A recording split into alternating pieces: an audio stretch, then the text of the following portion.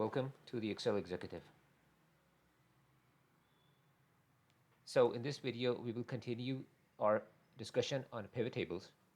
And there are some things that you should consider whenever you create a pivot table, just to ensure that there are no mistakes and the analysis that you get from the pivot table is correct. So let us begin. First thing is that whenever so let me take the total amount out and the item name out as well.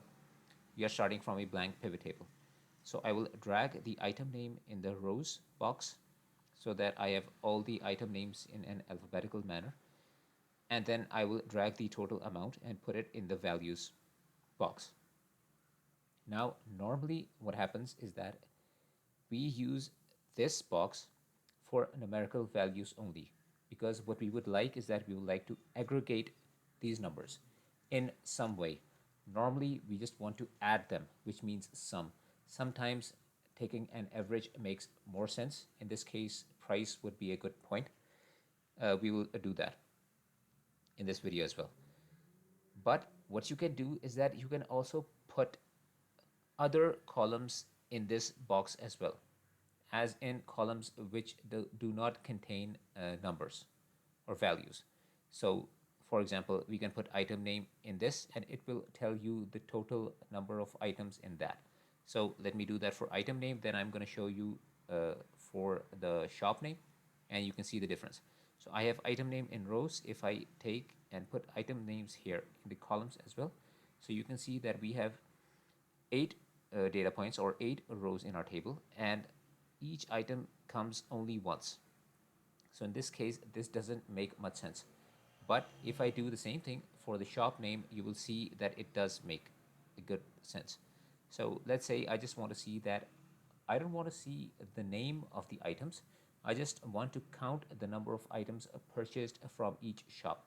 So for that, what I will do is that I will take out the item name. I will put the shop name in rows and do the same in the values. So here I can see that out of this, 4 items were purchased from the grocery shop and 4 were purchased from the vegetable shop. And the total number of items purchased were 8. So this gives me a good analysis on how much items were purchased from each shop. So here, the shop name is not a numerical column. It contains text values. So whenever you put a text value in the value box, it will not do a summation because that is basically not possible.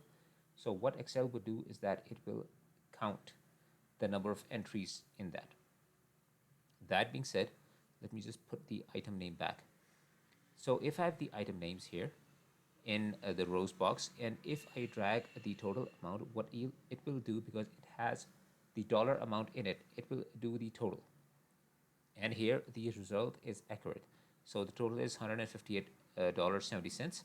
And here, of course, you can change the format. Now, in a pivot table, you can change the format by selecting these values and doing it like this. But it is preferred if you do it, let me just redo this.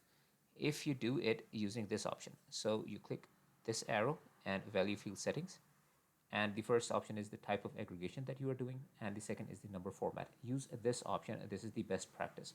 So I go here, I went to accounting, I change it to American dollars, and I click OK. And I have the correct format here, $158.70. Now this is giving me the correct answer. Let me show you what I mean, that sometimes these values come in incorrectly. So I'm going to take out the total amount and I'm going to change one of the values. Now the assumption is that each value in this column should be a dollar amount, but let me just change this to a text value. So I'm just going to type in A and press enter. Now every other value is a dollar amount, but this is a text value. I come in here in the pivot table. Before you do anything, please refresh it first so that it picks up the latest data from the table. So I have done that. Now if I drag the total amount, instead of giving me a sum, it is giving me a count. Now here you see that this is an obvious mistake. But what happens is that sometimes if you copy a table from a file that you received from a colleague, or normally what happens is when you download or export an Excel file from a software, you will see the values, but in those values, one or more than one of the values will be treated as text or as non-numeric values by Excel. And in that case, you will receive an error like this. So whenever you drag a column which contains numbers into the values box, and instead of showing you a sum, it shows you a count, then what you are supposed to do is that you're supposed to identify the area which contains a non-numerical value, correct it, and once you correct that value, so let me correct it. So the formula was price into quantity. Let me just drag it, and now it's correct. I go back here, I take this out, I refresh the pivot table, and then put the total amount back. And here, as you can see, we're back in business. So here the error was obvious, but sometimes it's not. Sometimes what happens is that it's a blank entry, or it looks like a number, but it is not formatted like one. So in those cases, just make sure that if it is a numerical value, then what you should do is that you should correct the errors in it, and then do this again, and hopefully it will work. Same thing with dates. So these dates are formatted correctly. Let me just change it. So let me just change it to a number. I go back here, I refresh the pivot table like so, and then I take out the item name and I drag the purchase date back in. Now, because this is formatted as a table, this is pivot table is able to actually guess correctly that these are date values. But sometimes what happens is that, let me show you basically what I mean. So let me just copy and paste as value here.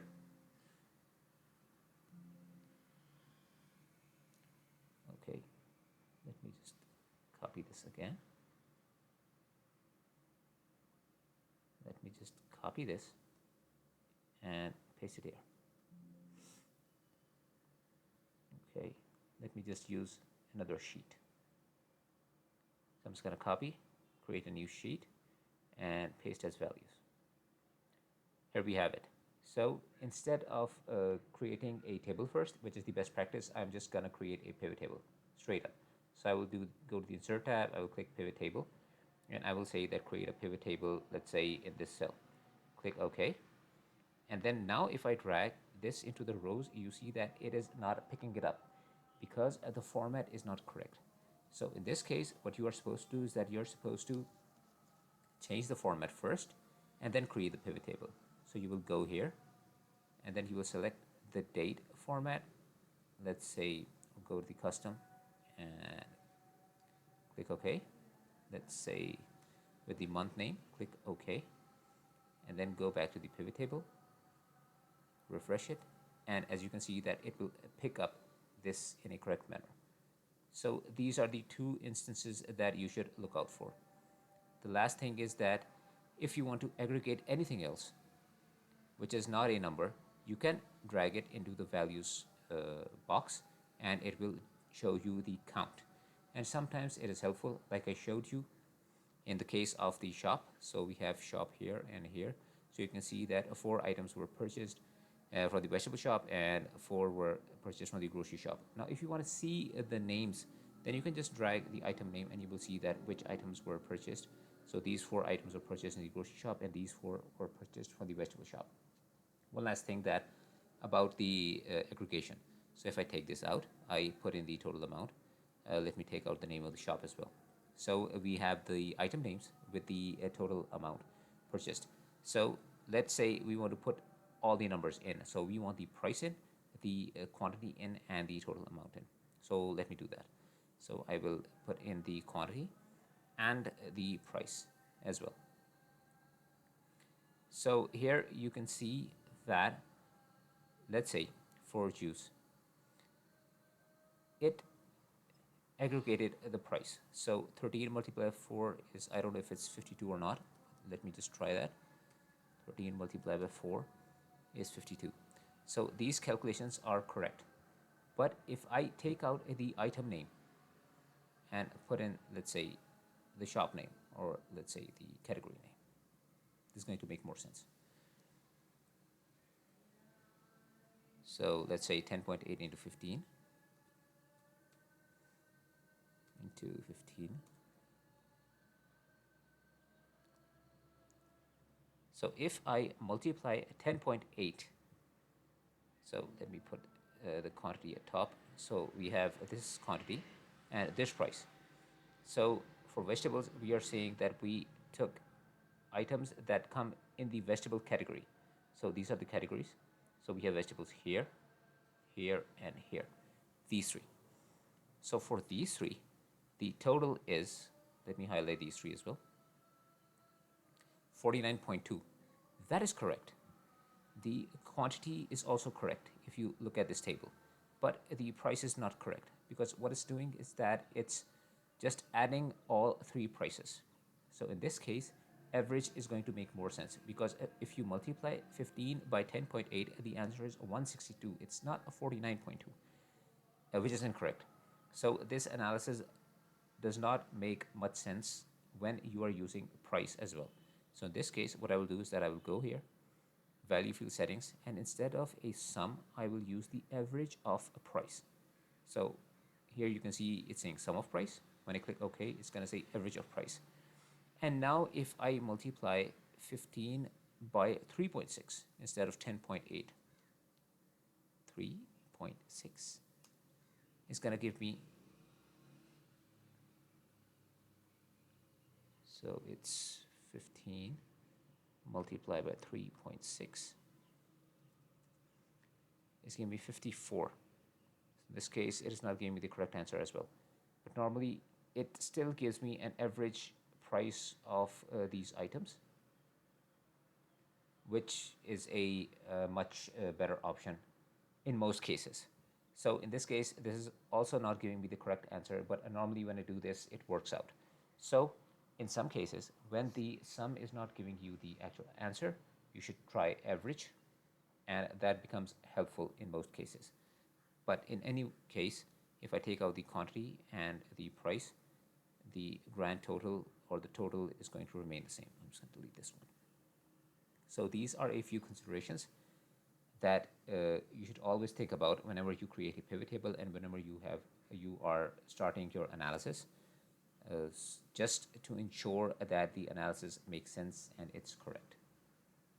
So that's it for today's video. Please do all the good stuff, like, subscribe, share, and comment, and I'll see you in the next one. Thank you.